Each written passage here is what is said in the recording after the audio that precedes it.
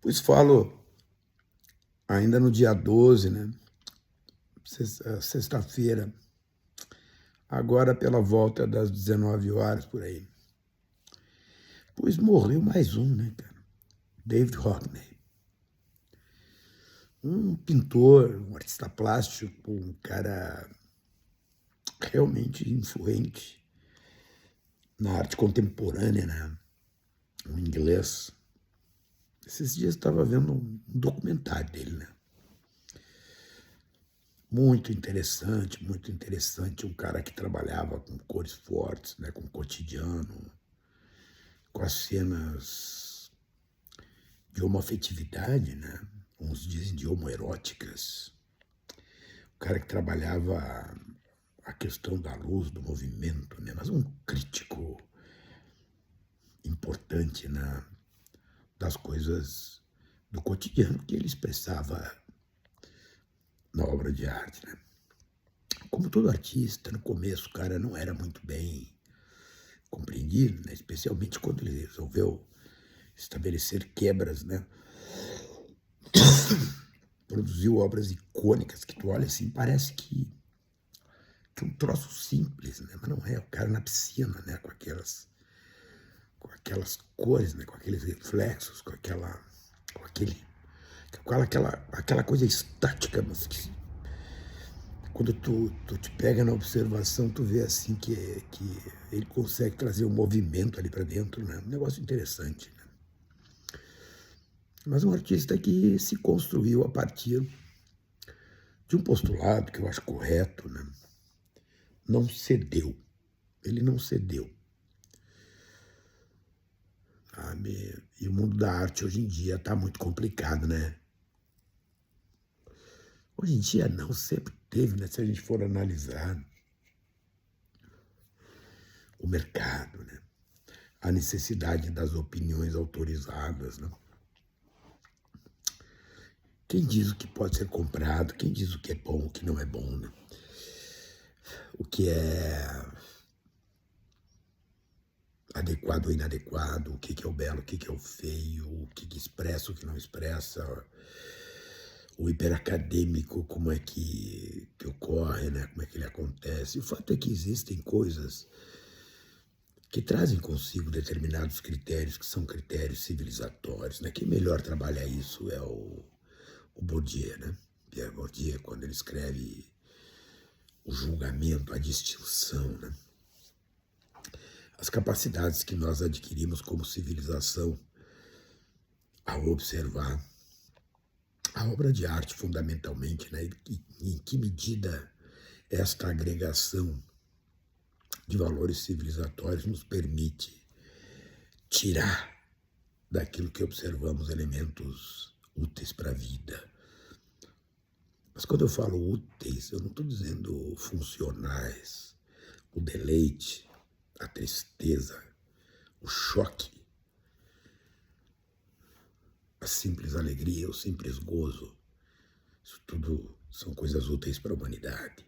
E a arte traz tudo isso, em todas as suas formas, nas artes visuais, na música, na literatura, na poesia, a genialidade humana, né? Aquelas toneladas de aço que flutuam, outras tantas toneladas que voam, e aquelas 3 frases que nos fazem derramar em lágrimas, né? A genialidade humana. Pois o Rockney se foi, né? Cara, agora há pouco. Falei esses dias, né, de outros 2 que se foram na área da produção, da filosofia, o Habermas, né? O Morin. E aí eles vão indo, né? E a pergunta que fica é quem está chegando? Tem muita gente chegando, a gente sabe disso. Quantos anos essas pessoas passarão a influenciar a humanidade? Como no caso o Rockney influenciou, como tantos artistas influenciaram, né? Nós temos aqueles que todos conhecem, Picasso, Van Gogh, Matisse, etc, etc, etc. Os Ticianos, né, do medievo, né? Do pós-medievo ali, né? Os Da Vinci, os Michelangelo, etc, etc, etc, etc. que todos conhecem, né? Com as obras que todos conhecemos e que tiveram a capacidade de mudar os rumos da humanidade, né? A Igreja Católica financiando a arte, né? Os grandes mecenas, os Medici, né? Que financiavam a arte a partir de uma necessidade de disputar um imaginário social contra o protestantismo, né? E produziram aquelas maravilhas que a humanidade tem consigo. Os horrores que a arte gera quando pega aqueles merdas nazistas e fazem a exposição dos degenerados e queimam livros e obras de arte. Só a arte consegue fazer isso. Para não dizerem que eu pego só o lado do nazismo, né? Aquele horror que a Revolução Cultural Chinesa produziu com Mao Tse-tung, né? Queimando as obras ocidentais, os livros, as coisas todas. Né? A arte produz isso, produz gozo, produz ódio. Porque a arte tem a capacidade de mexer com a humanidade, né? De virar a humanidade. E assim sempre foi. Desde as primeiras mãos colocadas nas cavernas, né? Pelos primeiros humanoides, expressavam, mostravam o mundo que viam, queriam, pelas suas respectivas linguagens, mostrar para o outro o mundo que eles enxergavam. Portanto, a arte tem no outro a razão da existência. O artista não vê para si mesmo, né? Não fossem os outros, o outro, com maiúscula, o outro, não teria sentido a produção artística, né? Bernard Shaw, de um dramaturgo, né? Etc. Goethe, etc. Né? Começa a ver os grandes literatos, né? Thomas Mann. Vamos lá, os nossos, né? Os nossos dramaturgos, né? Os nossos Rodrigues, Dias Gomes, né? E vai embora, vai embora, vai embora, tantos outros. A arte, né? A grande diferença, e isso as pessoas precisam compreender, né? O artista não é melhor do que ninguém, ele não faz nada melhor do que ninguém. A diferença é que o artista, diria alguém, nunca morre. Nunca morre. A sua obra fica, né? Muitos deles serão reconhecidos só depois da morte, né? Como foi o caso do Van Gogh, que não vendeu uma única obra em vida.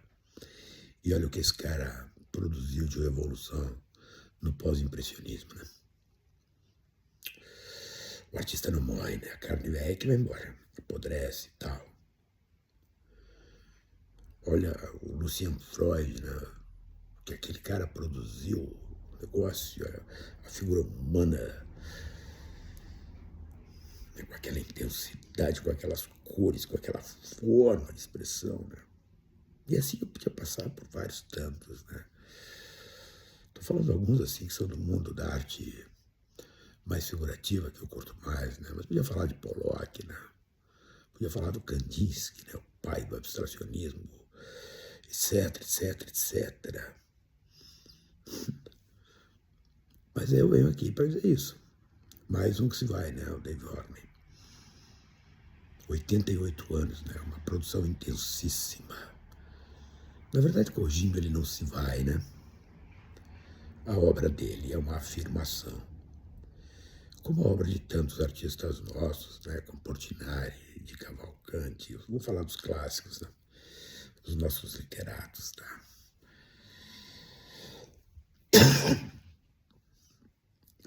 Da antropofagia modernista. Somos macunaímas. Somos macunaímas.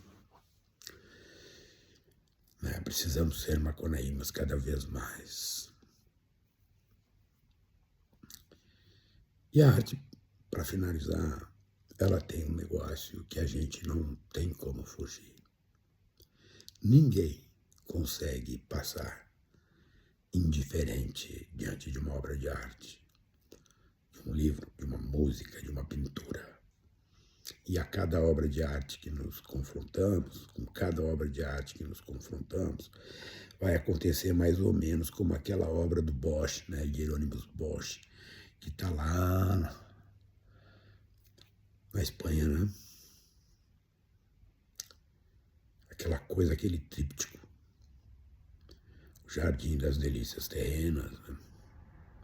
Aquela coisa surreal, aquela coisa intensa, contemporânea, pintada em 1400 e alguma coisa, Hieronymus Bosch, o Jardim das Delícias Terrenas, um tríptico que expressa a humanidade na sua crueza.